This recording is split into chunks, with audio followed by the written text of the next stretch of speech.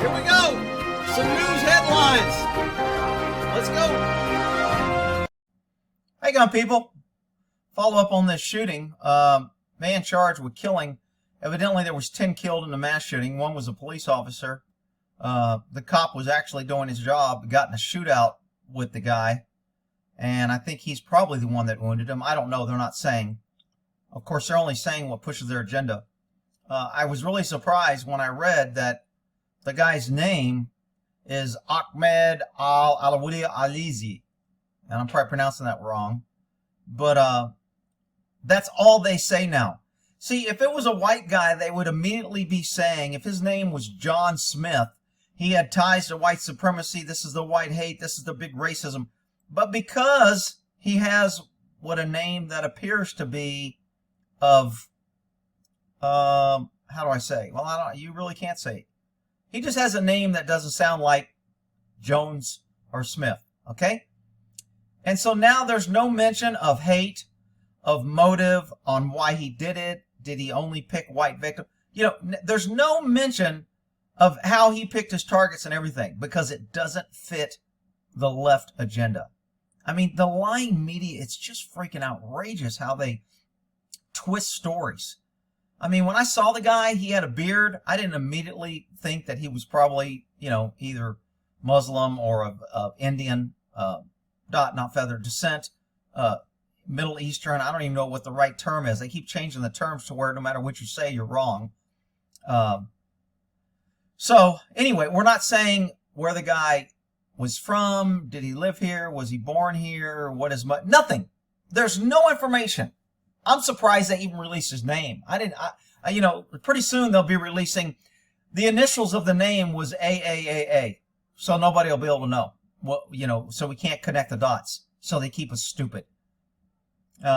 Police officer, 51-year-old Eric Talley. Hey, he went in, faced an armed guy, and had a shootout with him and lost his life.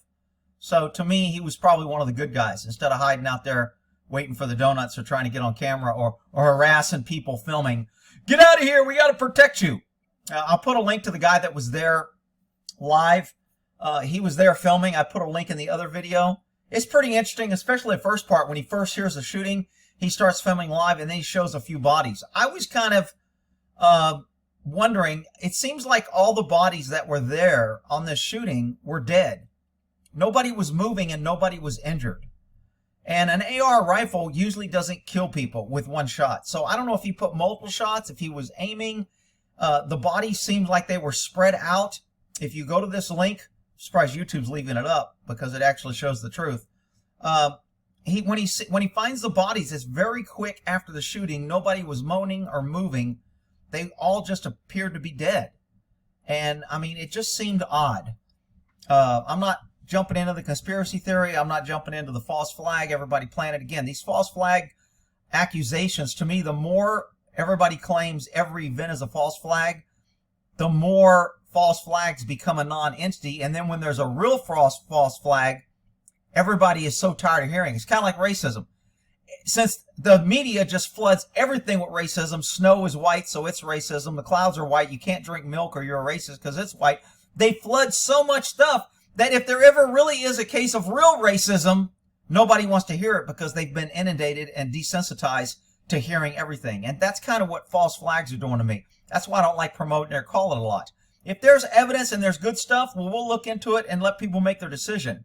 But the people that automatically jump to every incident as a false flag, to me, it wouldn't be surprised if government was starting these rumors of false flag so they can desensitize people. So when they do a real false flag, nobody will believe it because they've heard, you know, the kid cry wolf so many times that nobody believes it when it's a real wolf. So anyway, let's see. Possible motive. Authorities have not yet offered. See, it doesn't say they don't know. They just haven't offered to the media, to the pesky citizens. If they were looking for somebody, they'd be coming to the pesky citizens, FBI, oh, we need your help. But they're not offering on why he shot all these people. And of course, they got to bring up the fatally 8 people at the spa were all Asian women. So we have to put some sort of hate from the shooter that I think was white. I don't even know what that guy was. To me, I don't really pay that much attention to the shit. The media is the one that pays attention to it. It's premature to draw conclusions. Really? It's not premature when on every other incident. It's not premature that a few people riot at the Capitol and they're all trying to overthrow the government and they're all part of a white supremacy group. That's not too hard to draw that conclusion. But suddenly when a guy's name is Ahmad Al Aliwi, suddenly we can't jump to conclusions. Really? Freaking, oh man, lying media. Anyway, they've got 10 dead. I haven't got 100. Hundreds of police officers. Hell, I thought it was closer to 1,000. I mean, that place was freaking a donut freaking... I mean, if you were a donut in that area on this shooting, you were an endangered species. Because there were so many freaking cops there. There was not a nervous not a donut that wasn't nervous in that area. Because, I mean, it was just freaking crazy on how many cops I saw. This must be the officer that shot him out. He looks like a meat eater to me, just looking at him. Let's see. Community's heartbroken. Yeah, everybody's always heartbroken. Yeah. Heartbroken. So, because the guy's name is Ahmed, the focus will be on this, in quotes. This is the problem. This is the mean thing that caused this, not Ahmed.